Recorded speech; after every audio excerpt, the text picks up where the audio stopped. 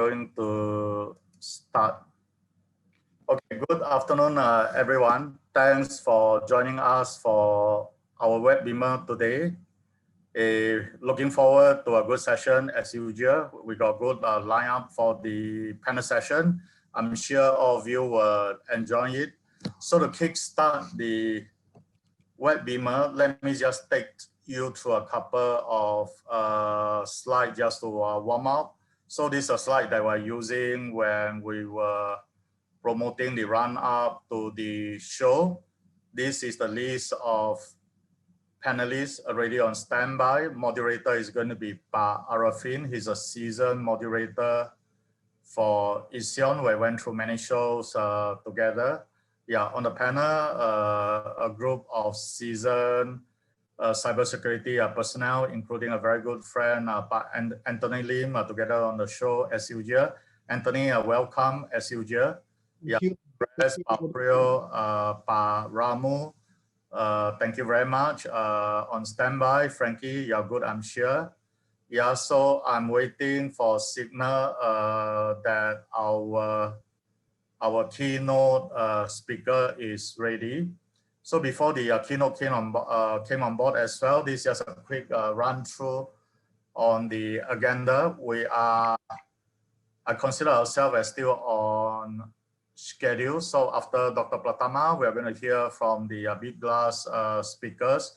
Two of them, both of them are well known on the cybersecurity industry as well. After that, the part where the audience always look forward to is the panel sessions.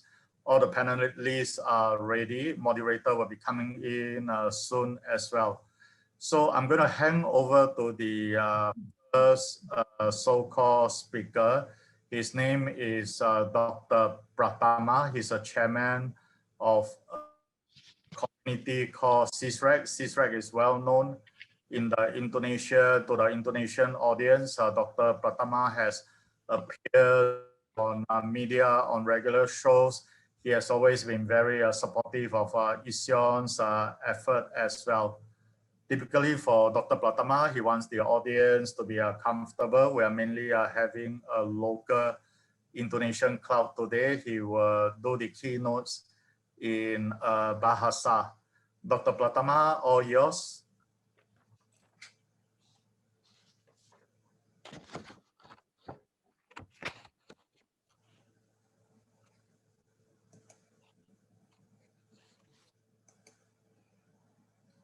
Dr. Pratama, okay, you are mute, yeah? Let me try to unmute you. Hang on a second. I will unmute. Okay, now you're good. Yeah, all yours, friend. Okay, thank you, Ray. Yeah. Selamat siang semuanya. Ray, Arifin, my friend, Pak Priyo, Anthony Lim, you are great. Frankie, and Ramu, maybe he doesn't come yet. Perkenalkan, nama saya Pratama. Tadi Ray sudah menjelaskan, saya adalah chairman dari lembaga riset CISREC, Communication and Information System Security Research Center. Jadi lembaga yang memang fokus terhadap keamanan cyber gitu. Nah, Ray, okay, I'm speaking bahasa ya. Yes, bahasa is much better for the audience. Yeah, we are mainly having a local bahasa audience. Yeah. Ini cukup menarik ketika kita berbicara masalah Secure Access Service Edge atau SASE dan dibandingkan dengan Zero Trust begitu. Zaman dahulu ketika kita belajar masalah network security, kita hanya mengenal konvensional network security gitu. Kita belajar firewall, bagaimana kita setting IDS, IPS dan lain-lain begitu. Tapi ternyata perkembangan zaman menuntut kita harus bisa lebih begitu. Apalagi ketika saat ini sedang ada pandemi COVID. Saya adalah salah satu survivor dari COVID, hampir 2 bulan kena COVID, tapi alhamdulillah bisa sehat begitu. Saat ini ketika banyak staf, karyawan, para manajer, bos bekerja dari rumah, keamanan menjadi isu utama. Begitu. Nah, ini yang menyebabkan kita harus lebih berhati-hati. Kenapa? Karena ketika kita mengakses sistem dari somewhere else gitu, dari rumah, dari kafe dan dari tempat-tempat lain begitu, banyak ancaman yang bisa datang mengancam sistem kita. Nah, Zero Trust hadir dengan konsepnya yang never trust, always verify gitu. Jadi harus di-verify dan tidak boleh dipercaya. Sehingga saat itu yang ada dalam sistem adalah orang-orang yang bisa dipercaya. Tetapi masalahnya adalah ketika sistem yang kita miliki, sistem internal yang kita miliki itu disusupi oleh mungkin pihak-pihak yang tidak berhak untuk masuk ke sistem kita, akhirnya apa? Akhirnya sistem jadi tidak bisa dipercaya gitu. Nah, dalam Zero Trust itu ada 3 hal wajib yang dilakukan: secure access, kemudian control access, dan inspect log traffic gitu. Kemudian juga Zero Trust hadir ketika kita sedang tren-trennya bring your own devices gitu. Artinya apa? Kita bisa mengakses sistem jaringan kantor kita dengan gadget-gadget apapun yang kita miliki gitu. Tetapi masalahnya adalah ketika karyawan mulai bekerja dari rumah gitu, akhirnya security ini menjadi agak ternodai, apa ya bahasanya ya, agak sedikit demi sedikit batasan keamanan itu mulai memudar begitu. Kita menggunakan gadget yang tidak ada security-nya, kemudian kita menggunakan komputer yang sebenarnya belum maksimal security-nya begitu, sehingga ketika kita mengakses sistem server kita dari remote begitu, banyak celah-celah keamanan di sana gitu. Memang kalau kita lihat ketika kita berbicara masalah firewall atau pengamanan perimeter tradisional, memang masih penting begitu. Tetapi pentingnya itu belum cukup gitu, masih kurang. Contohnya begini, pada tahun 2016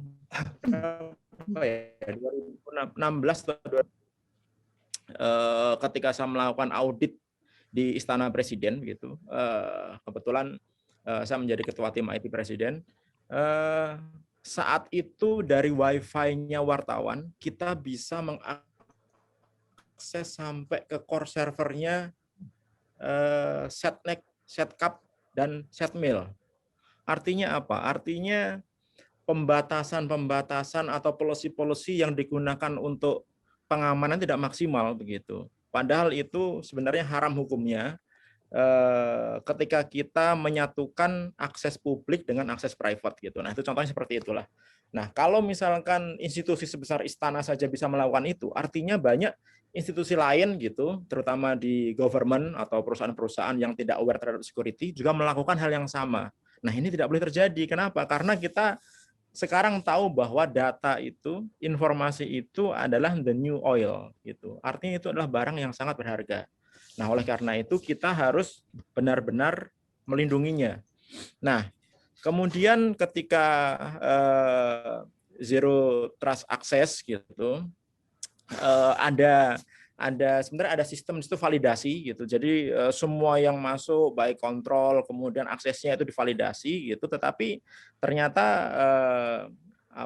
validasi ini tidak terlalu diperhatikan gitu, tidak terlalu kurang diperhatikan dibandingkan dengan komponen kontrolnya gitu. Nah, akhirnya berdasarkan riset dari Gartner gitu bahwa memang enterprise itu membutuhkan kapabilitas secure access service edge gitu.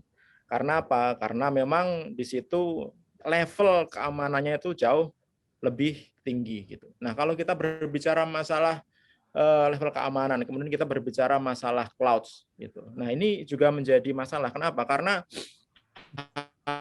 hampir semua perusahaan saat ini basisnya menggunakan cloud. Kalau dari data yang saya miliki itu sekitar 94% bisnis itu sudah menggunakan clouds gitu. Dan diperkirakan tahun 2022 itu sejumlah 42,5% pekerja di seluruh dunia akan bekerja secara mobile.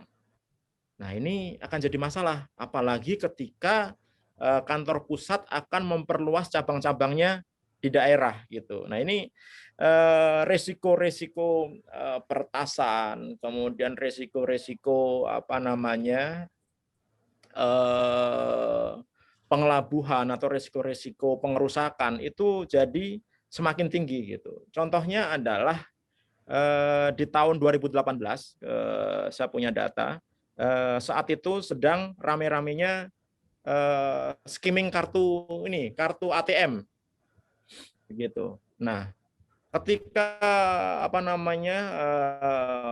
orang takut bahwa ini sangat membahayakan nih, ini adalah momok utama untuk sistem pembayaran gitu. Tapi ternyata enggak juga gitu. Ternyata peretasan sistem pembayaran itu lebih besar daripada skimming kerugiannya gitu. Artinya apa? Artinya orang kalau mau ngerampok yang besar-besaran itu nggak usah pakai skimmer. Yang kita beli $200 di Cina alatnya gitu, kemudian kita bisa bikin kartu ATM palsu, kita bisa nyari ATM yang bisa kita pasangin skimmer gitu. Duitnya kecil gitu. Orang lebih memilih menggunakan langsung meretas sistem pembayaran gitu. Apalagi ketika bank-bank sekarang pengamanannya sangat menyedihkan sekali, mohon maaf ini gitu. Saya berkali-kali diskusi dengan Ray, bank ini lemah sekali gitu. Bank ini lemah sekali gitu. Bahkan beberapa bank itu kita bisa edit rekeningnya, bayangkan saja gitu. Nah, ini kan bahaya banget gitu. Padahal di situ ada masyarakat gitu. Nah, kalau duit kita tiba-tiba hilang gitu hanya gara-gara si bank tidak menggunakan pengamanan yang maksimal, yang mau disalahin siapa? Gitu. Kita duitnya hilang, bank juga nggak punya duit karena duitnya diambil sama orang begitu. Nah, oleh karena itu disinilah pentingnya security gitu. Nah, zaman dahulu ketika kita mau mengkoneksikan branch office dengan headquarter gitu, kita kenal istilahnya MPLS ya, multi protocol label switching gitu. Kita sewa jaringan private, jaringan tertutup, kemudian kita melakukan akses semua sistem kita di jaringan tertutup itu gitu. Tapi masalahnya adalah mahal sekali gitu. Kenapa mahal ya? Karena kita menyewa jaringan tertutup gitu. Sedangkan akses itu harus dilakukan sebenarnya dari mana saja gitu. Oleh karena itu memang teknologi secure access service edge ini menjadi pilihan utama ya sekarang kalau kita ingin benar-benar mengamankan sistem yang ada di perusahaan kita, terutama sistem yang enterprise gitu. Terus kemudian ada yang tanya, apakah zero trust itu jelek? Enggak jelek gitu. Zero trust juga bagus gitu. Zero trust akses itu juga bagus gitu. Tetapi kalau misalkan kita mau membuat sistem yang luas begitu dengan berbagai banyak cabang gitu, ya kita membutuhkan sistem yang lebih. Kenapa? Karena memang zero trust access itu sebenarnya adalah bagian dari secure access service edge gitu. Sehingga kalau kita dibilang bagus mana ya sebenarnya bagus secure access service edge gitu. Nah, tapi ini juga ada kekurangannya SASE ini. Kenapa? Karena ini teknologi baru. Ketika kita berbicara masalah teknologi baru, tentu ada beberapa hal yang harus kita perhatikan, terutama adalah SDM. SDM-nya harus ngerti banget nih. Harus ngerti bagaimana melakukan kontrol, bagaimana melakukan setting, bagaimana melakukan konfigurasi dan lain-lain. Nah, ini membutuhkan waktu gitu. Kemudian juga karena ini adalah teknologi baru gitu, adaptasi SDM dalam penggunaan sistem ini juga mungkin perlu waktu gitu. Tetapi saya pikir worth it lah kalau kita bisa mendapatkan keamanan yang maksimal dengan pengorbanan kita mau belajar sedikit gitu. Jadi yang perlu kita pahami sekarang sebenarnya tidak ada secure access service edge kalau nggak ada zero trust gitu. Artinya apa? Artinya memang kedua sistem ini adalah sistem yang saling mengait gitu, menjadi satu gitu. Nanti akan dijelaskan nih sama Pak Antoni atau Pak Franky tentang cloud access security broker gitu. Nanti akan lebih detail dijelaskan begitu. Tetapi apapun itu, security nggak ada gunanya sebenarnya kita membuat sistem yang hebat, kuat, tapi security-nya itu sangat lemah gitu. Contohnya adalah Tokopedia, kemudian Bukalapak, ada Bhinneka, kemudian di institusi pemerintah ada Kemendikbud, kemudian ada Pemda-Pemda gitu. Yang harusnya mereka bisa berinvestasi terhadap security, tapi tidak dilakukan sehingga akhirnya terjadi kebocoran. Akibatnya apa? Trust terhadap perusahaan tersebut menjadi berkurang begitu. Untung saja di Indonesia belum punya undang-undang perlindungan data pribadi. Sehingga ketika terjadi kebocoran data yang melibatkan masyarakat gitu, pemilik platform ini masih tenang-tenang saja gitu, karena mereka merasa bahwa saya juga korban gitu. Padahal kalau misalkan kita memiliki undang-undang perlindungan data pribadi, kalau di Eropa kita kenal dengan GDPR gitu. Di sana kalau misalkan ada satu data gitu pribadi yang bocor, nggak main-main dendanya 20 juta euro gitu.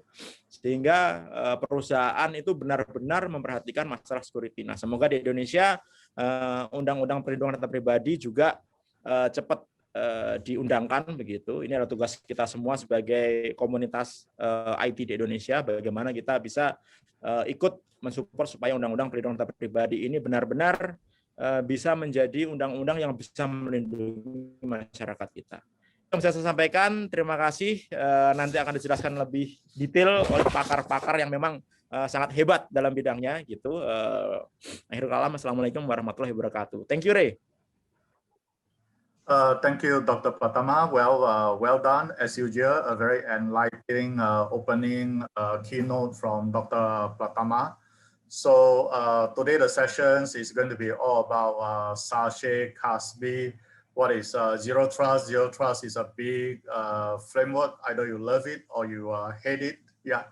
So next, what we're going to do is we're going to hear from Bitglass itself. They are the sponsors for the webinar today. The first thing that I need is Frankie. You're still holding the host button. Yeah.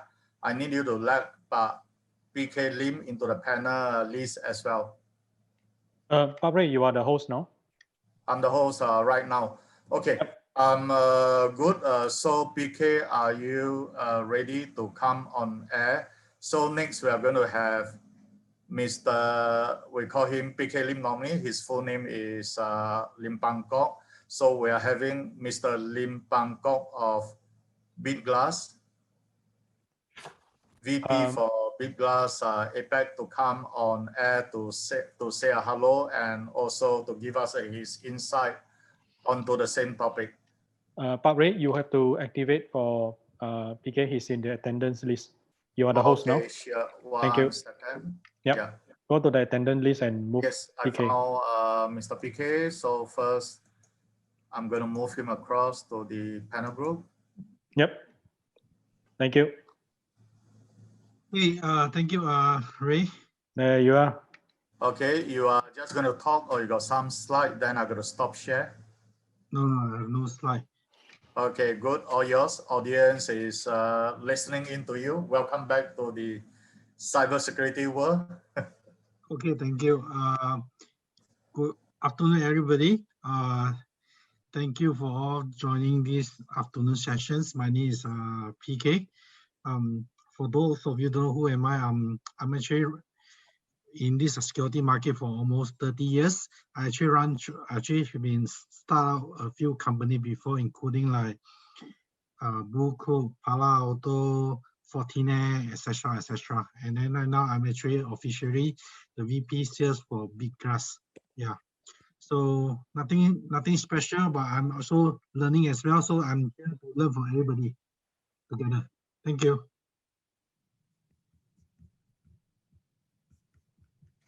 Ray?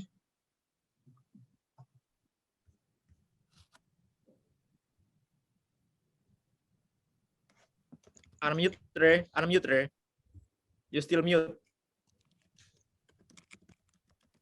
Ray, you're muted.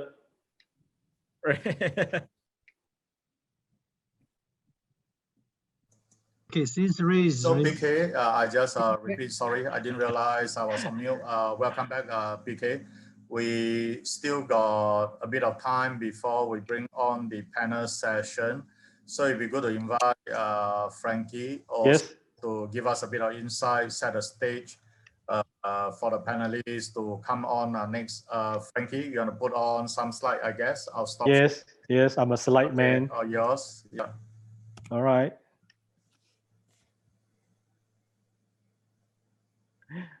Thanks, Pak Ray. Selamat siang, everybody. Siang. Yep. Right. It's my honor to have PK to be my boss for the region. So allow me to set the perspective towards the panel discussion. Of course, setting the baseline here is very important for the audience. And thanks for your participation here. Of course, the key topics here is about new technology called SASE versus like zero trust. So these are the two big hot topics in the industry today. I heard Dr. Patama mention like MPLS. This was like one of the killer technology back in the 90s and millennium, right? Basically, MPLS replaces the older technology of frame relay, if you know what I'm talking about. So what is about so SASE and what is so interesting about zero trust with respect to what is the existing technology that is supposed to address some of the limitation, right? So first thing first, we all need to know what is going on in the industry, right? In terms of technology, is very, very fast moving. It's not because of technology wanting to be fast moving, but because, a lot of innovation on the business that is using technology to drive changes, right? So one of the big trend, number one, is the exploding adoption of public cloud applications and public cloud infrastructure, which is a big shift from the private data center, private cloud, hybrid cloud, but into the public cloud scale model, right?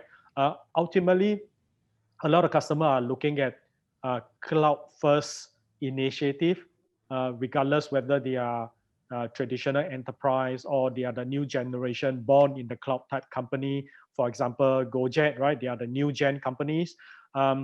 Ultimately, their goal is to be able to do any apps in the cloud. Not going to be traditional buying application licensing, buying infrastructure, and own the application, own the infrastructure, and own the operation for the next 5 to 10 years. Become very, very rigid, right? So the trending is there. You will see that more and more customer, maybe including yourself, moving in this direction into the tremendous adoption of cloud, right? So next trend, you can see that aside from the shift in the adoption of application in the cloud, on the endpoint, you are seeing very strong adoption of both corporate devices, especially employee bringing their own BYODs, right? Personal devices. So a lot of enterprises embrace productivity for employee to use personal devices. So we call it any device is one of the major trend. So number three, kicks in last year, pandemic, kind of shift the way people work away from the comfort of the office, away from the on-prem security posture or parameter, moving into the so-called remote working, which is working from home, right? And we call it any network, right? What is happening here is, a typical scenario, right? Everybody is on the Zoom at the same time, enjoying your coffee, walking the dogs, or doing your childcare at home, right? Or, doing IT support for your family. Right, that said, okay, so the trend created new challenges, right? So from cyber point of view, It's expanded the control surface or control area that you want to control. Previously was very on-prem, now into the cloud mobility. Then the control surface has expanded beyond on-prem, and of course, from a hacker point of view, the attack surface has also increased, right? Because your data is in the cloud, say in O365, in Workday, for example, you're using corporate devices to serve internet, but not via the corporate infrastructure from home, right? So you may be encountering very high-risk website, for example, malware, spam website, where the corporate infrastructure cannot protect you, right? And then employee using unmanaged devices to access. So what is the risk of having users using unmanaged or personal devices to access corporate application and data? So what happens if the data is downloaded to the personal device? So from a cybersecurity point or governance, is a high risk, right? So that's it. Challenges too will be the shifting security parameter. The traditional parameter really goes around the physical infrastructure, the brick and mortar, IT controls, the endpoint, the network access, IT controls the user identity, right? Because the apps are all internal. Yeah. So the modern parameter, which is what is happening, very cloud-centric. So user controls the device. OS, IT doesn't own all the infrastructure. They still own the on-prem, but in the cloud, they don't own it anymore. So how do they control? And then users' trust alone is not sufficient. So this is really about, how you define zero trust, right? So joining a domain is not enough as what is happening in the on-prem. So when you are working from home, how does the corporate application trust you? Trust your device, trust your location, all into consideration. So challenge 3 will be how, IT wants to maintain visibility of how the user access the application, ultimately the digital asset, which is the data, and how to apply control in terms of policy control, access control, data leakage control, or zero trust control. Okay, so that's it. We are here, to challenge the legacies, right? So Gartner already published that, the new norm is, like 70% of the company do not want the employee to return to the office. So even post-pandemic, you will see people start to work from anywhere, any network. So from a IT infra or cloud infra or cybersecurity, the whole enterprise security concept need to change. Okay, so big question is, how do you secure your cloud, your mobile data while empowering remote working with digital transformation, all at the same time? Okay, so enter SASE economics. Okay, so Gartner again came into the industry to define a big convergence, and I will explain what is the big convergence about. And they say that in the next 2 years, at least 20% of the enterprises will adopt SASE, consisting of next-gen secure web gateway, not the on-prem version, the cloud version, and then of course CASB for securing cloud application, zero trust network access, SD-WAN, virtual appliance services, really cloud native model, all from the same vendor. So today there may be a pocket of so-called silo adoption, right, from multi-vendors. But going forward, there'll be a huge consolidation. In 2024, at least 40% will have a very explicit, that means must have strategy into a SASE strategy into the cybersecurity blueprint. Okay, so this slide illustrates the major convergence that is coming up. Because that, I would say that is the so-called evolution or the seismic shift in terms of cybersecurity, combining network security, which everybody's aware of what is network security, remote access, VPN, QoS, web filtering, appliance-based, very much appliance-based network security, and the cloud security, which is very much a CASB kind of use cases where that was defined for the last 4 to 5 years, right? So connect it securely, secure it at the data endpoint, right? So convergence into a SASE platform. No, so how do you going to build a SASE platform, right? So different vendor will jump into the bandwagon. So one of the panel topic why people are jumping into the bandwagon for SASE.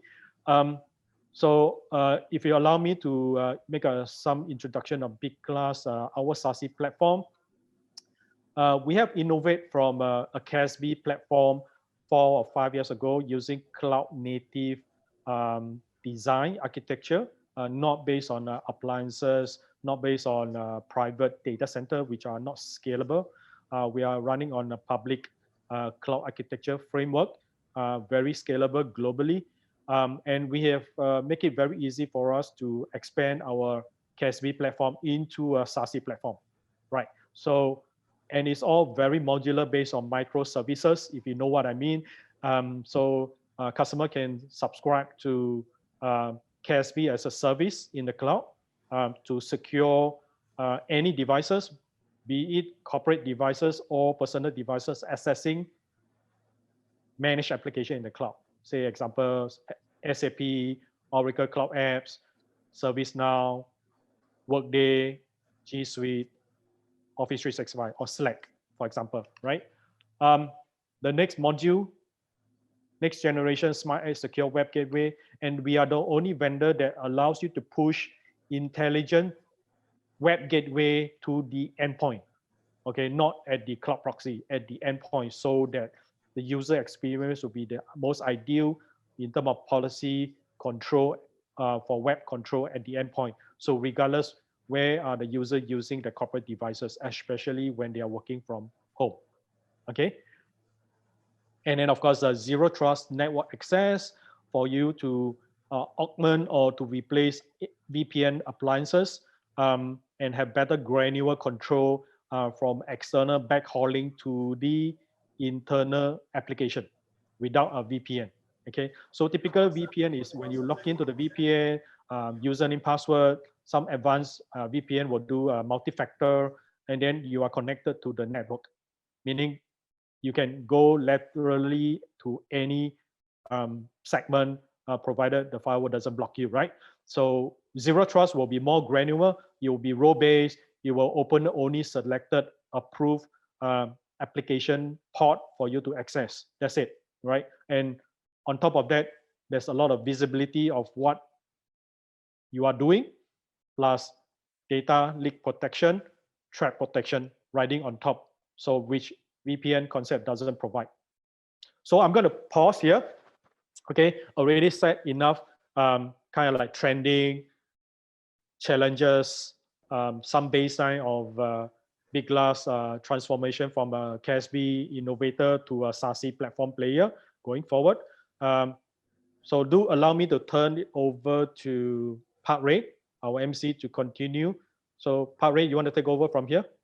Sure, Frankie, well done. Nice stating of the stage, we call it. So I hope the audience is a bit more clear, basically what the key terms are all about. Yeah, well, what's a CASB, what's SASE, a bit what's zero trust is all about. Arifin, welcome. Yeah, our moderator is ready already. He's back on air, but before I go there, allow me to turn on one more slide before introduce a panel team.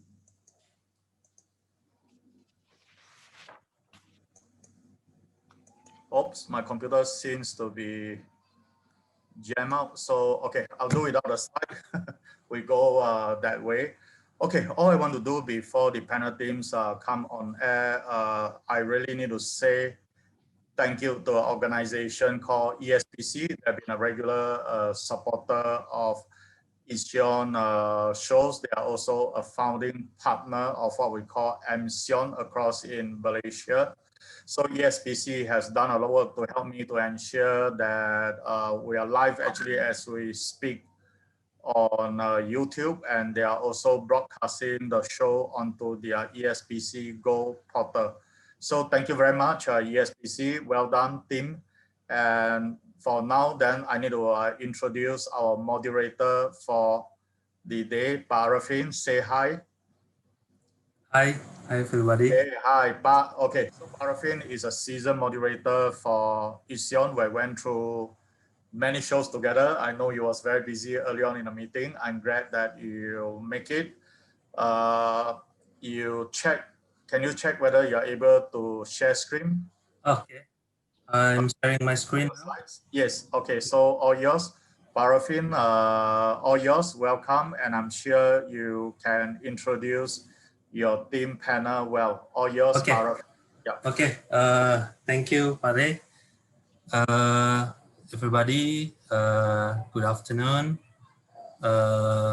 We'll enter the next session of the event today, which is the panel discussion. With me now we have 4 panelists already. I will give some short introduction of these panelists. The first one is Dr. Priyo Utomo. He's a Asian advisory now, and also he's coming from academic background. Currently, he's the head of technology management at Multimedia Nusantara University. It's a private university in Indonesia. He has more than 20 years experience in this field in IT. Previously, he was a director in Cisco in Indonesia. And also before that, he was with HP and Compaq. So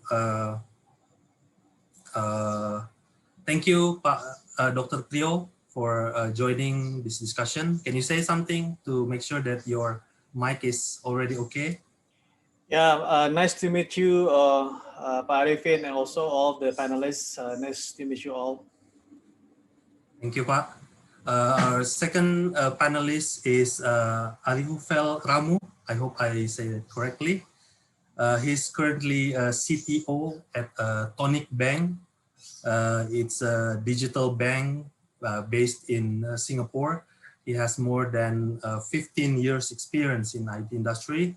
And as a CTO in a digital bank, he's well versed in a kind of digitalization and a lot of concepts to consider in that field. We certainly will get valuable insight from him today from this topic. Thank you, Ramu. I call you Ramu, right? For participating. Perfect, Arfan. Thank you. Okay, thank you. Thank you for joining. And the next is Anthony Lim. I don't think I need to introduce him. He's well known in this community. He is quite affiliated in so many things, governance advocate, business leader, consultant, kind of one of pioneer in information security and cyber security in APAC. He's also one of the founder of the Ision community. Thank you for joining this event, Pak Anthony. Thank you for having us, Bapak-bapak, Ibu-ibu. Terima kasih. Selamat siang. Okay, the last one is Frank Lim. You guys already had presented before this session. So Frank Lim is Regional Director Asia, Bitglass. He will give us more insights, more related to this discussion later. Okay, so I will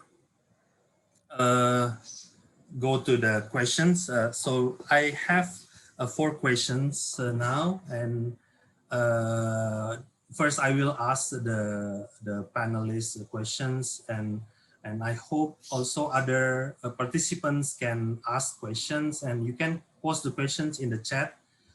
We'll get to that after the first round. So we will have this 4 questions, and then we'll go to the questions. We'll take questions from the participants.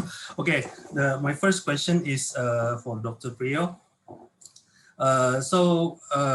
In this field, zero trust, and especially in zero trust network access, Frankie has also mentioned that in previous presentation.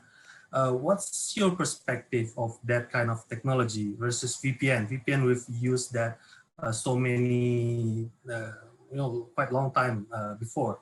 And do you think this kind of technology should be controlled by enterprise to secure their remote users, especially this lately we have this kind of a pandemic that most of companies are forced to do remote work to especially for accessing their internal applications. Dr. Priyo? Okay, thank you, Pak Arifin, and thanks for the questions. I think you're comparing technology. I mean, in my opinion, I think you need to kind of understand the context, why actually this kind of technology is being developed, right? I think it's not just for the sake of the technicality, right? But it's supposed to be solve certain business problem, right? And actually, it's supposed to be answer the real problem that being had by the company. I think if in the past the technology is probably talk on only as an enabler, while actually right now is technology being shifted to become the growth engine of the company. And back into your questions, basically you're comparing with VPN and the zero trust network. I think we need to understand again the VPN and also the context why it's being developed, right? I think if I'm not mistaken, it was developed the late 90s something, right? Quite a long time ago. A long time ago, right? And it is more on the site-centric solutions. What I mean by that is that you kind of able to define which site or which user that able to connect to that site, right? And basically the user create encrypted tunneling for the remote employee to access the crucial resources in the network in the company, right? I think from there we can, I mean the use of VPN signifies that the user is automatically trusted with these resources, right? I think initially you need to define, okay, this is my data center and this is the user that's supposed to be accessing these resources in the data center. And I think from this behavior, you can kind of understand that the behavior of the communications. 80% of the data will be located at the data center, where actually the rest outside the data center. And also it implying that you need to define who is trusted and who is not, right? And basically the initial development of the VPN is much more on the encryptions of the tunneling, right? Of course, they're doing some kind of basic authentication at the beginning. But recent today, I think the more user, I mean, as mentioned from all of the panelists, that the more user work perform of the enterprise, more workload is running on the infrastructure as a services outside the data center. More application is consumed via software as a services. More sensitive data is located outside, and more user traffic this is aimed for the public cloud service than the enterprise data center itself. And lastly is about even the traffic from the branch is not directly connected to the headquarters of data center, right? It's many times connect to the cloud. With this kind of condition, right, I think there is a requirement for a new way, right? Because VPN for sure as a technology is probably still can work right now, but again, is talking about the complexity, right? Of this solution, that we need to question as a user whether this is something that justified, right? And that's why there are new technology coming, like, you know, different mindset about using a zero trust network, right? And I think the assumption of this zero trust network is that we not supposed to be trusting anyone, right? We need to check and check and check. It's like it's a bit different, like the VPN. You need to define this is the secure one, while actually the zero trust network is we are not trusting anyone. So answering your question, can we use a VPN for the current user? Well, technically yes, but is it effective? Probably no, right? Because again, there is a different requirement, there is a different challenge that's being faced by all of the enterprises in the market, right? I think that's my comment. Thank you, Dr. Priyo. So it's a comprehensive answer you're mentioning about the background of how the technology is invented and how it's relevant with the current situation. I'd like to invite other panelists also to comment on these questions. Maybe we'd like to have insights from the user's perspective, the employee perspective. Is there any comment with the questions, related to the questions? Maybe Ramu, you can help me about this within your organization.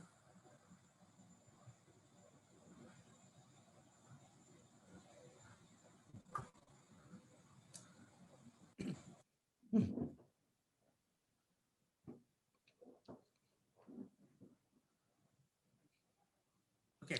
Actually, let me contribute here, if you don't mind.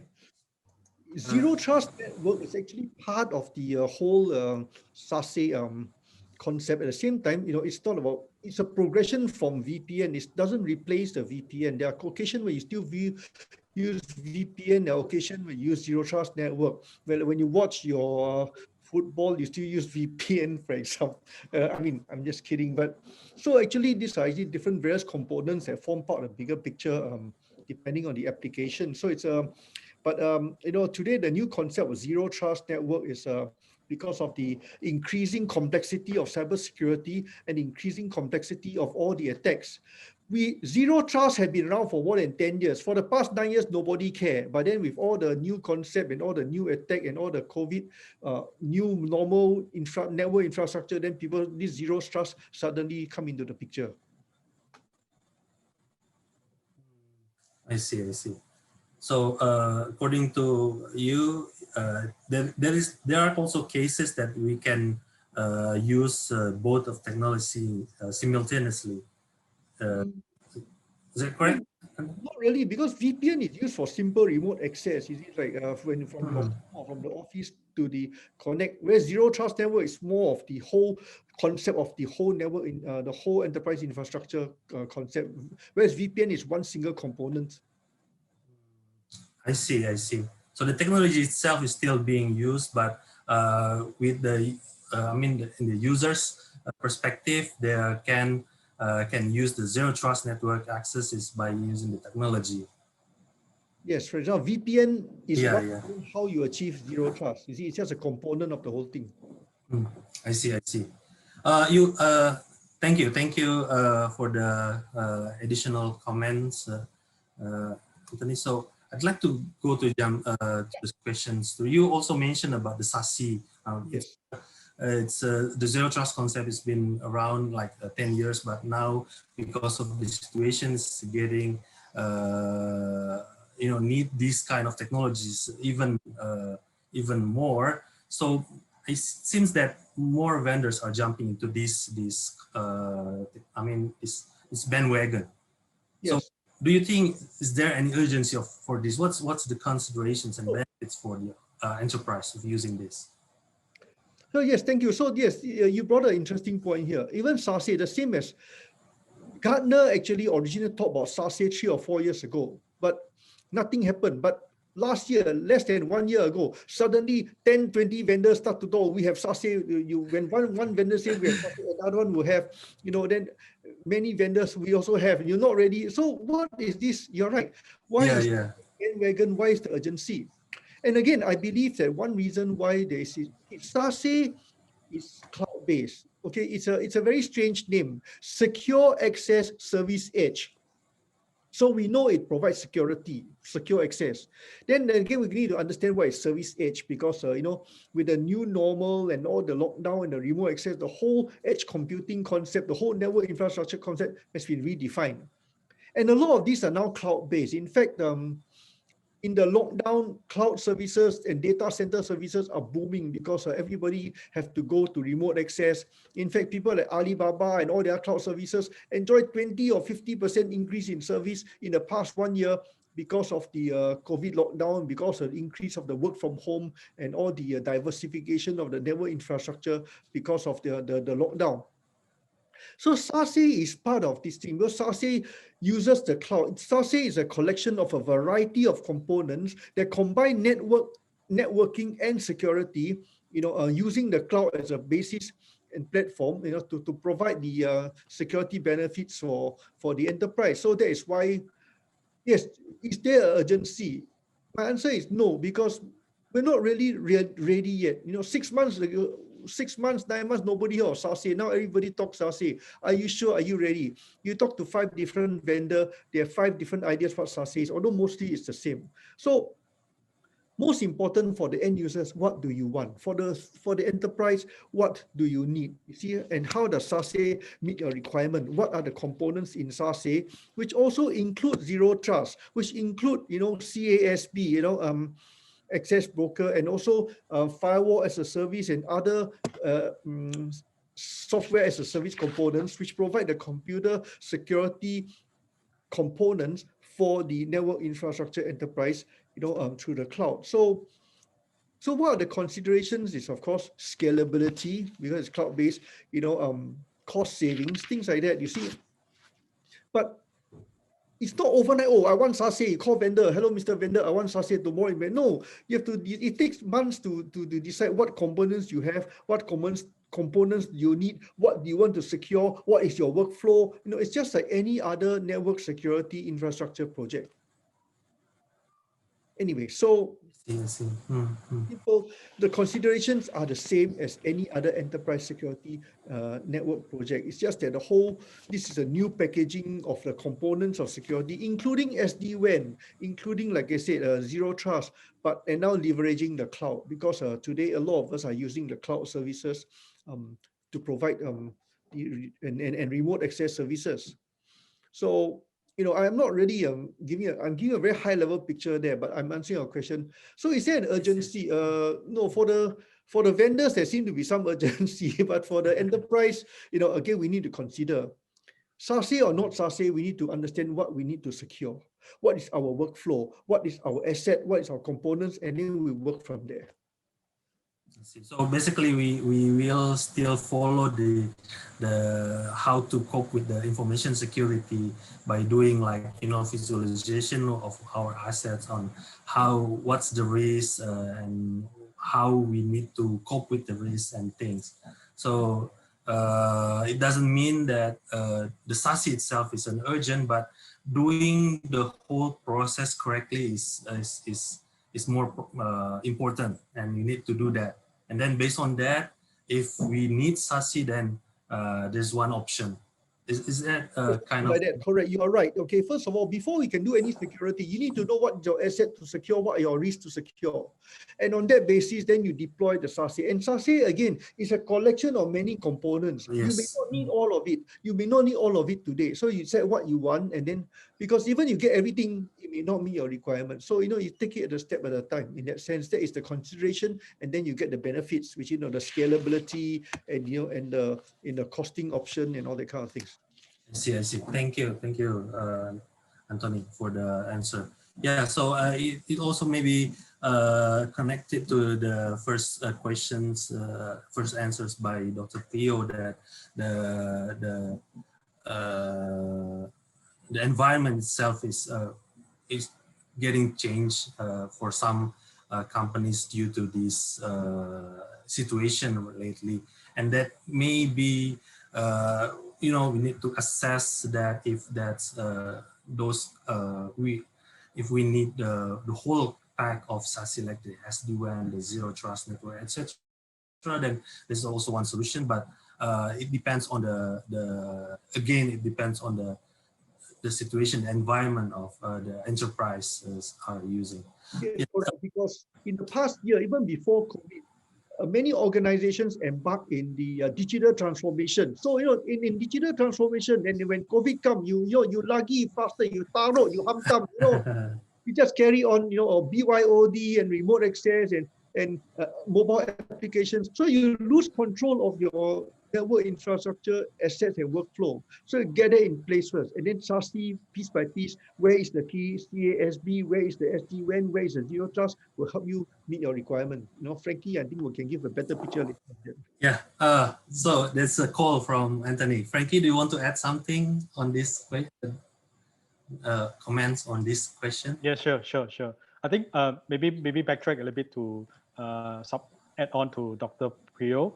I mean, VPN we know is more like a authorized connectivity back to the infrastructure, but that's not enough with a lot of risk of access. So role-based control, and then there's a slight difference between zero trust and zero trust network access.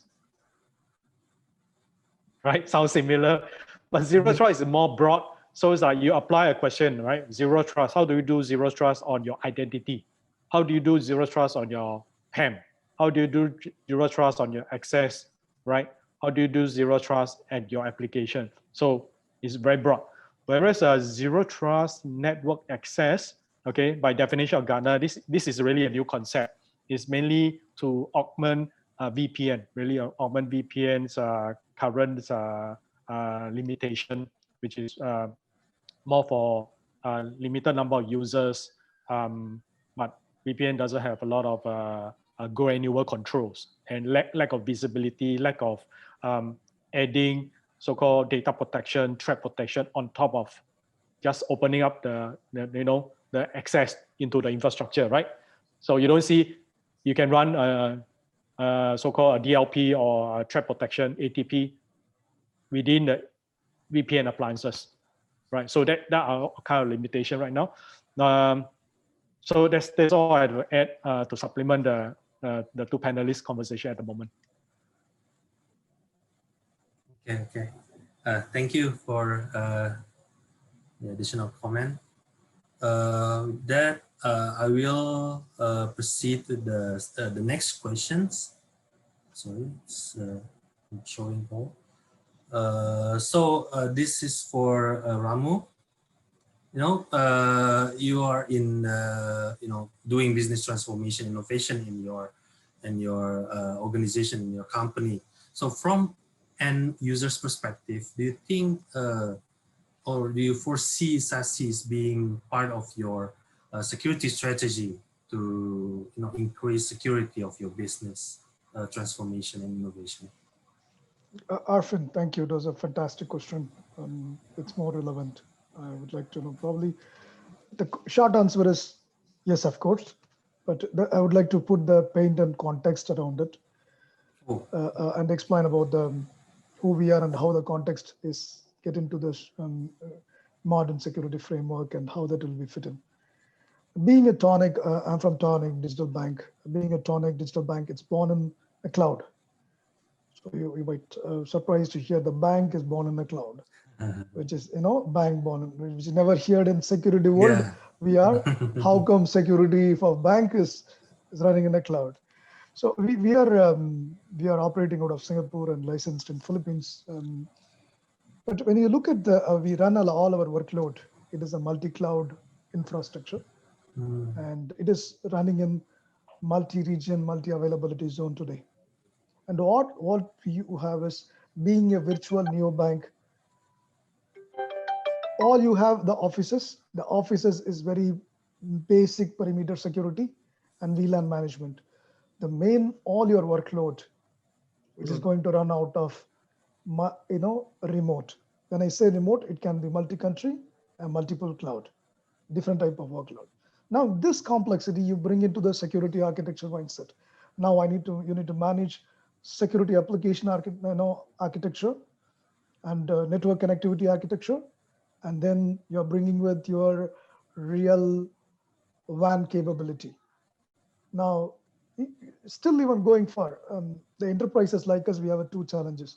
One is you go for a greenfield implementation where you have paintbrush and the empty paper, draw the complete security architecture, or the digital transformation. Frequently, our doctor is talking about, Frankie's talking about digital transformation, where you have existing enterprises, you are upgrading bits and pieces of component into remote.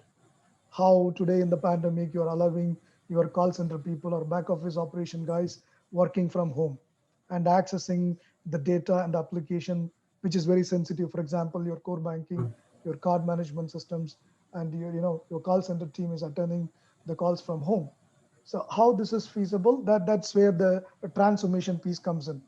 The both aspect, if you go one more layer, within the multi-cloud architecture, if I'm talking about greenfield, are we using cloud native? I'm not talking about IoT, but are we using cloud native? Are we using more cloud managed components out there? It can be your WAF, it can be your any type of your IaaS or SaaS or PaaS services which you have bought over. How these different endpoints are going to be secure over remote. This is where, as an end user, I used to the first concern when I'm architecting this view to put together, then the traditional network security no more is going to be applicable to me. I need a little bit different. The first thing start from even the security organization brought under the CTO, because this security model is no more, we are talking about our traditional security. Second, if you talk about your SD-WAN or SWG, or you're talking about CASP, or even if you're talking about your VAS as well, it's all going to be as a service, which is going to be allowed in Google or in AWS or in Azure. Starting from this all need to be tied together, but unfortunately today there is only few vendors jump into the boat and started talking about it. Does it mean should I need to jump Eureka? No, but it's a step back. You look at in a step-by-step approach, which rightly mentioned by our senior panelist Anthony. We looked at it. Okay, what is the out-of-box available in cloud services within the security angle? We took that as part of SASE, and then you looked at for advanced capability, which is something Q4 or Q4 2021, which something we are already started working, working on finding the partners who can able to give this converged solution, which is covering the multi-cloud networking plus network security services, can blend together, provide the cloud, the delivered service model, which can provide more agility and provide endpoint security. Anybody, anywhere can able to securely log in, access things with less people. That is the critical. For being a neobank succeed, I cannot manage my traditional way of, 200 people operation team, 50 people of security team, and 30 different security products. No. So we need to consolidate all this and trying to be put in. This is exactly today we are here and discussing the multi-cloud, solving the multi-cloud problem, being virtual. And that's exactly we are in today. Of course, we are not solved the whole problem yet. We need, we will collaborate with the leaders like you. But the thing is, being an end user, it's a first step. Yes, a zero trust for handling the remote and session trust, and then SASE for converged solution, which is very important, and we cannot just live with VPN alone. That's my, our end user view, which is going to be very key for innovation and the transformation, because both business transformation and innovation require agility and quick go-to-market, which need security is part of business now, and no more advisory. I see. Thank you for the great information from you based on experience. So it's a ongoing process, right? So you're doing it, right? And so if I'm not mistaken, Dr. also mentioned that the security is now not only like accessing something, but it's part of the growth. So based on your information, it's really showing that kind of things. Then considering the SASE as part of the strategy to improve the security, to make the growth even further. Perfect, Arfin. It's part of boardroom discussion now. That's what Yes. I can say. Yeah. No more. No problem. No problem.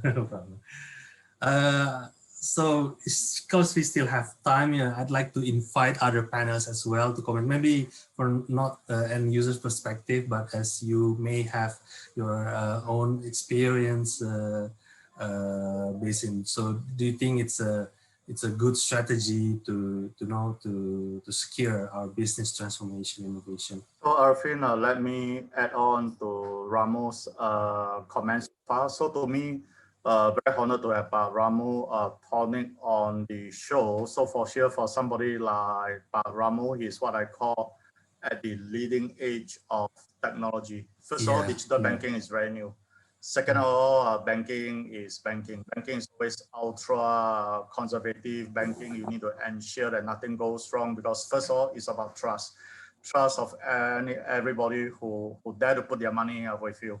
Yeah, so I am really excited that he's on a panel, really a great insight. What is for sure we're hearing is there's no book to follow. Yeah, he's at the leading edge of technology. He need to innovate, he need to try. What I'm hearing that the solution is also complex. Everything is on cloud. And he's looking forward to the community, to every possible person out there in the ecosystem who could also help him to think through and see what works, what doesn't work. Yeah, that would be my input. I see. Thank you, Pak Ray, for the comments. Great. So with that, I'll proceed to the next questions for Frankie. So Anthony mentioned about that SASE is consists or comprised of multiple technologies and network and security. So and Bitglass is obviously a SASE vendor. So I'd like to to ask your opinion about Bitglass is also about this proposition, and also what's the values that the solution or the technology can provide for the enterprise. Right. So I think there's always, as Anthony mentioned, important to know what you need now, what's relevant. Are you investing the right technology that is relevant for your future? So a strategic technology that is relevant now and also relevant for your future, which sometimes is unforeseeable, right? So among the panel, of course, Bitglass, we are the only vendor in the panel. So that's it. I mean, to give us a bit of perspective, how we built the technology and the innovation as one of the disruptor. So we started live as the next gen CASB vendors about 4.5 years ago. Our goal is to enable enterprise IT to secure their critical data in their growing cloud footprint, right? So as Ramo mentioned, their business is really cloud first, and technology is their growth engine, not an enabler, right? Not a burden. So we want to empower customer to secure their digital transformation without the burden of cloud infra or appliance operations, right? So when you are up the value chain, you are more focused on, from a cybersecurity point of view, focus on running the policies to so-called monitor, to secure, to so-called controls, right? Depending on governance, rather than infrastructure operations. So from that, we achieved the goal. Why? Because we are developing our innovation, our CASB as a service, right? Over public cloud native architecture, not a private data center or private cloud. So we achieved polyscale, which is a unique term. Polyscale means global footprint. Let's say, for example, more than 300 point of presence. So we need to have that footprint to be able to provide nearest point of presence service to multinational corporations or enterprises, right? So that also allow us to easily expand our technology stack, which is CASB, very relevant to customers today to address their current needs and pain point, yeah, and allow them to add new technology stack within the service, secure web gateway, next gen, to we kind of like expand the or solve the limitation of on-prem secure web gateway into any network concept. And then of course, zero trust network access, to, backhaul into the intranet application from anywhere. So you think of it like a distributed VPN plus more, plus role-based controls, plus at the same time doing data leakage protection, doing threat protection at multiple point of presence, doing backhauling to the intranet or internal apps, right? Definitely more scalable. But end of the day, these are not multiple console, right? The convergence means single pane of glass, single console, single policy, unifying that. Now, of course, aside from the innovation convergence, it will definitely drive better ROI than to buy individual silo technology stack, right? It may happen today, right? But next 2 years, 3 years, as what Gartner projection, right? SASE will be the key strategy.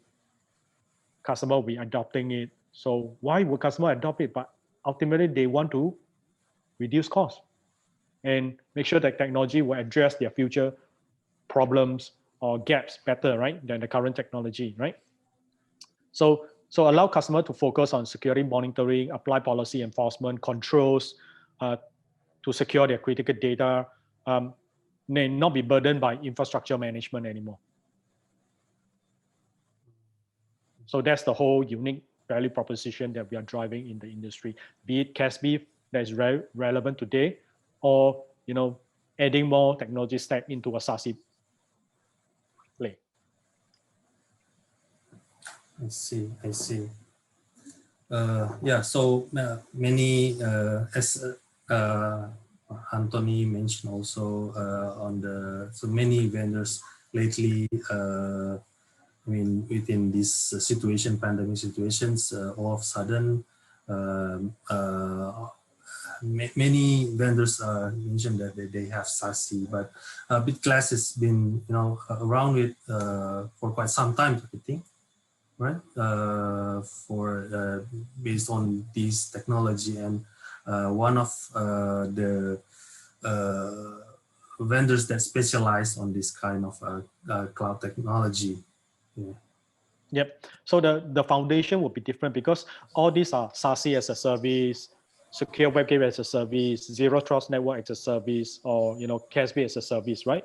So ultimately, from a so-called a service responsibility point of view, customer will need to understand how the so-called SASE vendors or CASB vendor or secure web gateway vendor, whatever, how they build their infrastructure. Mm-hmm.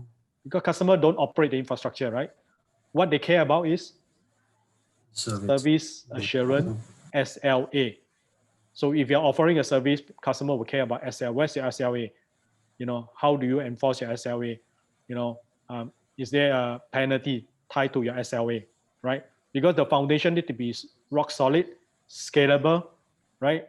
Resilient. So customer will use your service and focus on, you know, the policies to protect their business or their data, right?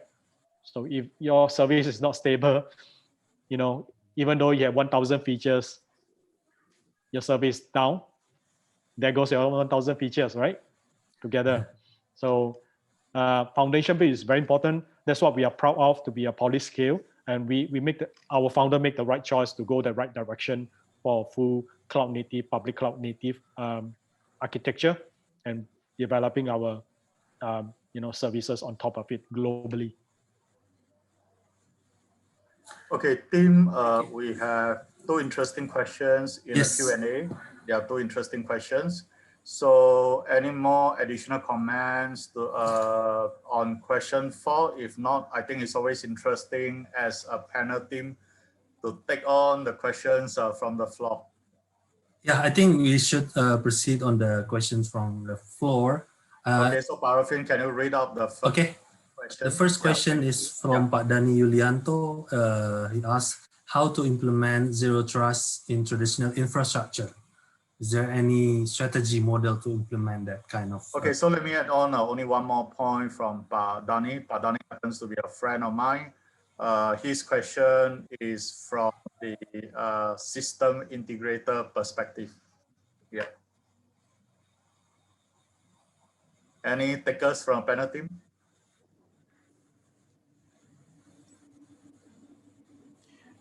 May I give some? Yeah, Pak Yeah, Priam. I think just a few, right? All days.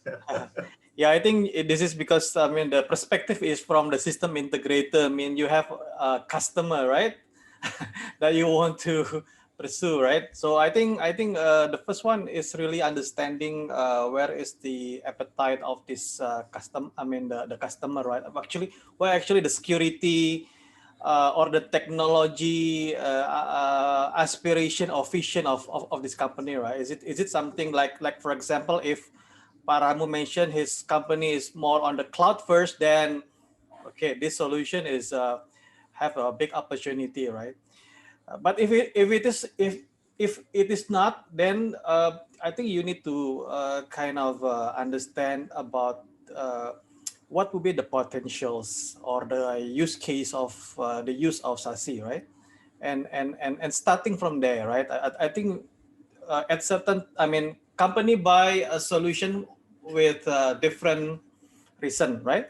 Even at the end of the life cycle of the product, they buy another thing, right? I mean, they must buy, right? But in general, you can try to seek use case that bringing the highest impact and starting from there, right? Because I think the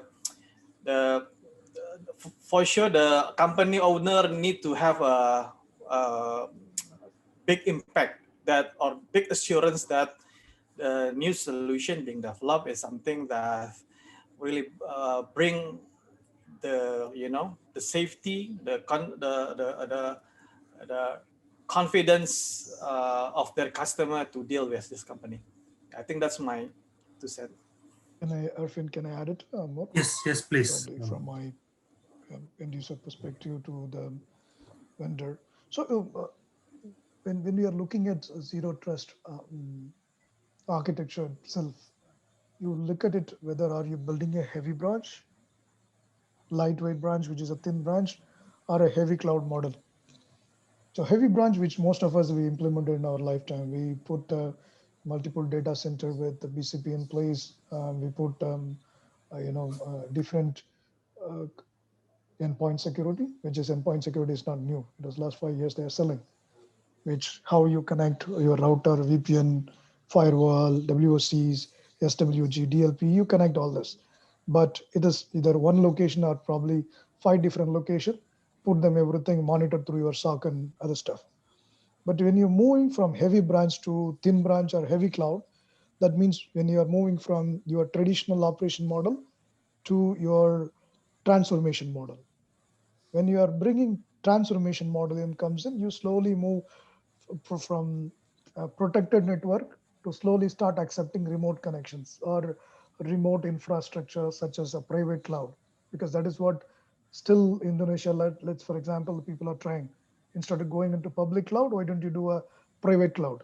So when you're getting into private cloud, when you do fast virtualization, still how you do the containers, virtualizations, and that how those private cloud can be integrated to your complete protected heavy branch network. Then, because that's how you control the sessions, how the control users are completely protected. Not, I'm talking about your VPN users, you're talking about all different endpoints. It can be API, it can be your device, it can be your channel, it can be a remote user who accessing, it can be your partner who accessing your system. But that's a very advanced area where we want to zero trust work in the heavy cloud model. That's where you will really bring all the more advanced thread, the how you do the advanced thread modeling, how you do thread hunting, how you connect that with the DLP, how you do with the um, SDP WAN, which can be replacing or working along with the WAN. Those are the area where how you bring CASP to replace your identity or remote identity, or even if you go for people now talking about tokenization for everything, which is the um, streamlined session which can be available for device, not user specific items. It's all token based exchange. So this required a little bit of more enterprise maturity. Depends on which state you are in, and or which state you are guiding your partner or customer. So that is where my suggestion is. Thank you, Ram. Is there any panelists want to add on that? Okay. So if I may, well, I'm not panelists, but based on some experience, maybe I'd like to add something on this. Usually, before using like cloud services, we customers or enterprises are using like on-premise infrastructure, and then I think that's the point that the traditional infrastructure meant by Dani here. And usually what kind of strategies using that is we can do like grouping for those the traditional infrastructure, so-called traditional infrastructure, and also the other are more in the cloud services that may be shifted step by step. So we can do it partially. So for the new environments that's being built in the cloud, we implement this so-called zero trust technology that's based in this discussion, the whole discussion.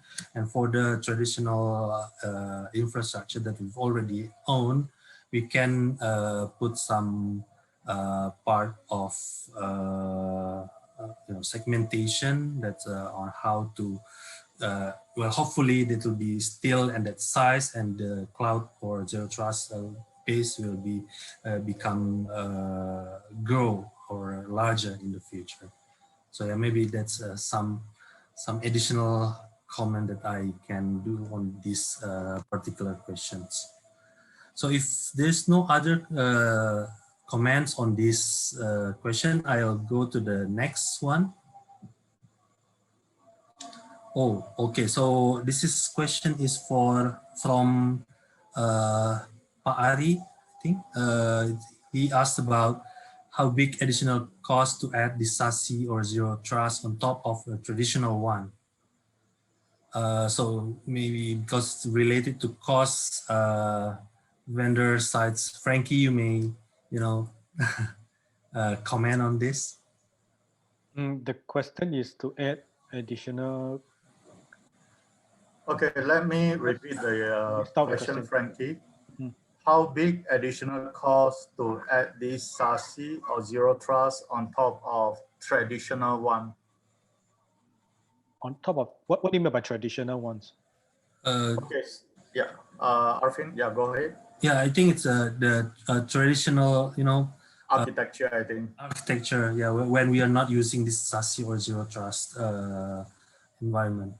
Right. So, of course, for Bitglass perspective, this adding on top, let's say customers are already on the SASE, the CASB platform. So it's just about another, incremental cost of, example, 20, 30%, right?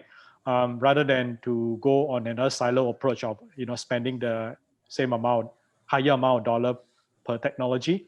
So that definitely on the convergence perspective, the multiple function in the same stack will drive higher return on investment, or stretching the dollar investment for the customers. And moreover, SASE will be a cloud model. So meaning it will definitely be on a subscription-based security service model rather than so-called ownership, perpetual or appliance-based kind of solution. Okay, let me add on to what Frankie is saying. To me, I think we got to take a step back and look at what the question meant. So right now it's COVID. Right now money is tight for a lot of people. Right now, if you go to your boss and say, boss, I need to send money, your boss will throw you out from the room. Yeah, it's more like, boss, I got a great idea. How do I help you to save money? So what I meant by take a step back is, first of all, we got to go back to what is driving this so-called need. I think a lot of end customers, and that's why we're having all these educational sessions going on, is missing a key point. So the key point is, first of all, cloud is inevitable. Yeah, somebody like me, somebody like William Ho, unfortunately he's not listening in. We're talking about cloud. When a cloud don't even exist, Anthony will probably be a lot more sympathetic. So to me, the key point is, first of all, because cloud is inevitable, you want to catch on the advantage of the cloud. That's why everybody is shifting towards this direction. When you're shifting towards this direction, what happens to your traditional architecture? It doesn't work anymore. So I always got this nice conversation with every CXO who trusts me. Barry, I'm going towards a cloud, but yeah, I'm starting to worries about the security, etc. So to me, the key point is, friends, as you move yourself towards the new world, as you do your digital transformation, as you move away from the traditional architecture, because you are driven by a lot of factors, including your business user telling you, we need to launch this application immediately. Does it sound familiar?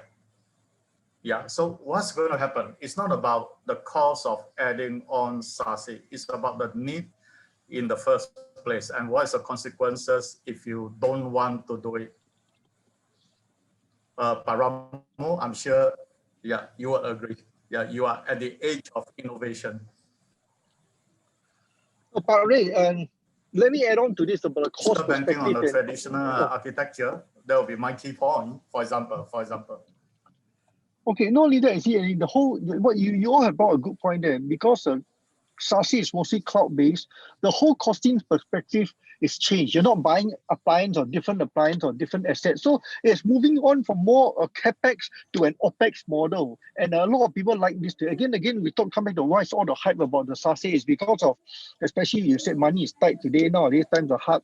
The opex model helps your cash flow and helps you with basically you pay as you go. This is the cloud, the promise, the value promise of cloud. You pay as you go, you buy the components that you want, and it's a more operational, it's subscription basis.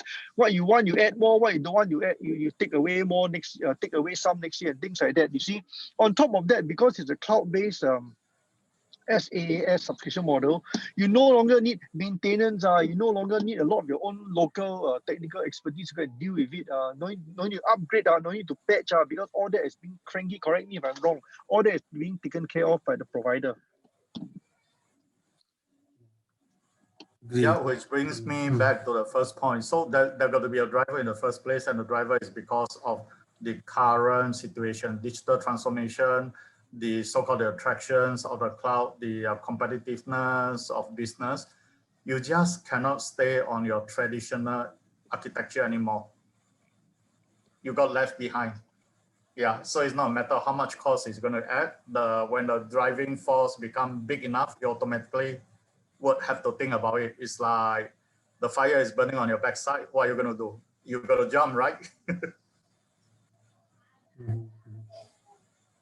Okay, so I hand back to the moderator. Yeah. So yeah, what I understand from Anthony comment is that it's not basically it's not, you know, well, in some sense it's not an additional cost, but because the costs itself are different from the traditional perspective and the operational part when we are moving to this kind of SASE or zero trust. So yeah, maybe that's what I understood from Anthony's comment. Okay, so other panelists want to also comment on this? If no, I think there's no other questions from users. I'm checking my window here.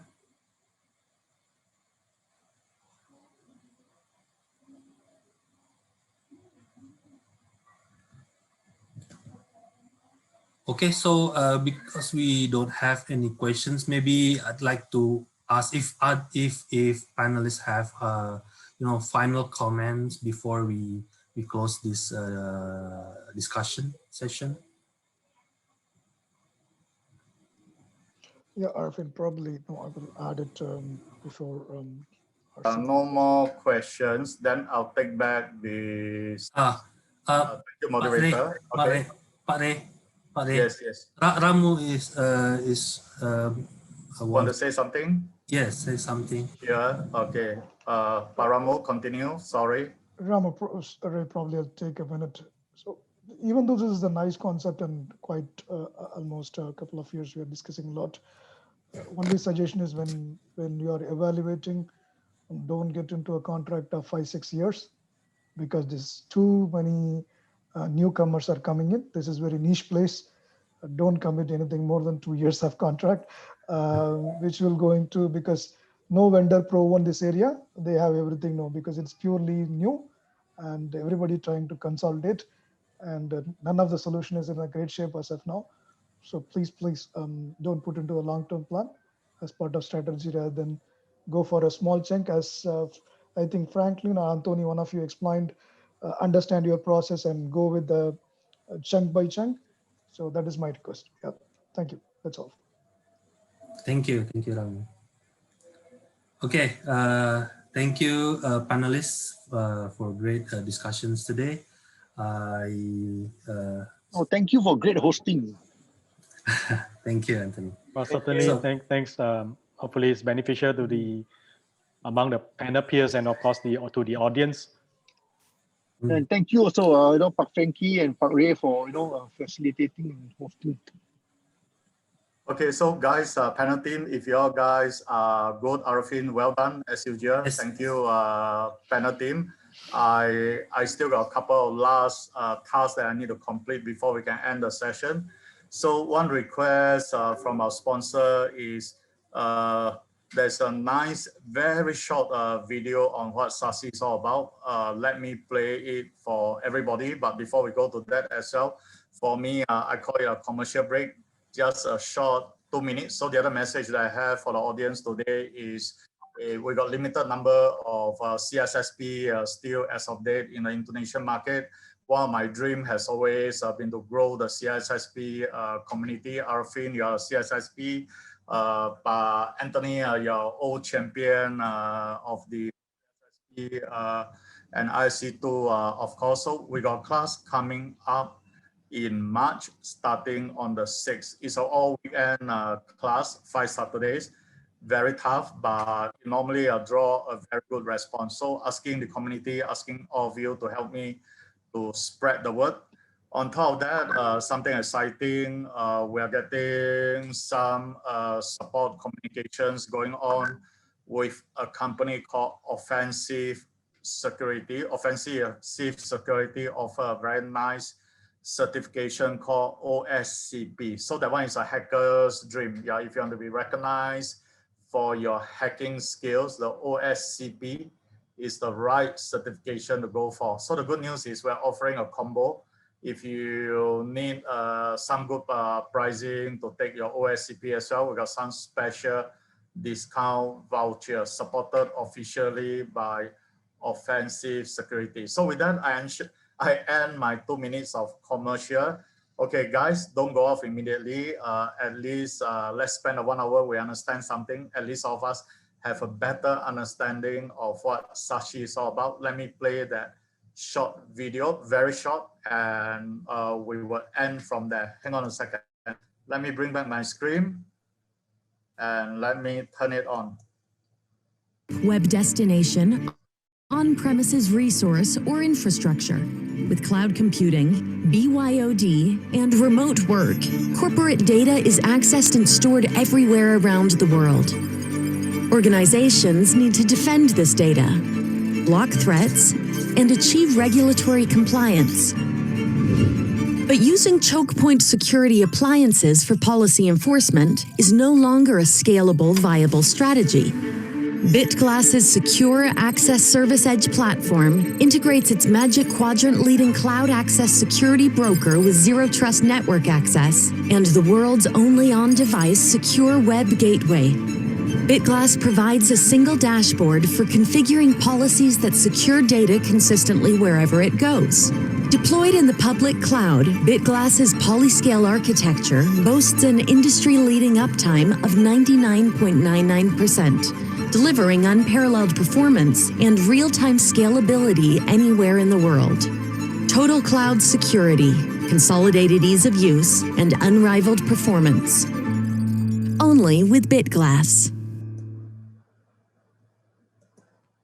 Okay, so we are done. There was a nice snappy video about what SASE is all about. So thanks team, thanks Bitglass for the sponsorship. Thanks ESPC for helping. I'm sure. Oh, sorry, there is a sound from my YouTube. Okay, I stop it. Yeah. So I was saying thank you ESPC for supporting in Malaysia. They are all excited. They are all watching it live, either on YouTube or on the ESPC channel. So with that, I'm going to close off the show. I'm sure we'll be back again. Thanks everybody for supporting, listening in. And of course, thanks very much to the participants, without which William will always like to say then no meaning for us who are on the show. Yeah. So thanks all participants for joining us. Yeah, thank you very much. We're going to close off. Yeah. Terima kasih. Thank you all. Terima kasih. Yeah, terima kasih. Bye-bye. Thanks Dr. Pratama. Yeah. Yeah. So glad Thank to you. have you back. Malam. Yeah. Malam. Not malam, still see. Oh yeah, malam ya. I haven't even sorry. Okay. Yeah. Okay, bye-bye. Good luck. Thank you, Bye. Ray. Pak Ray. Bye. Yeah, thank you. Bye, thank you. Yeah, thank you. And Kate.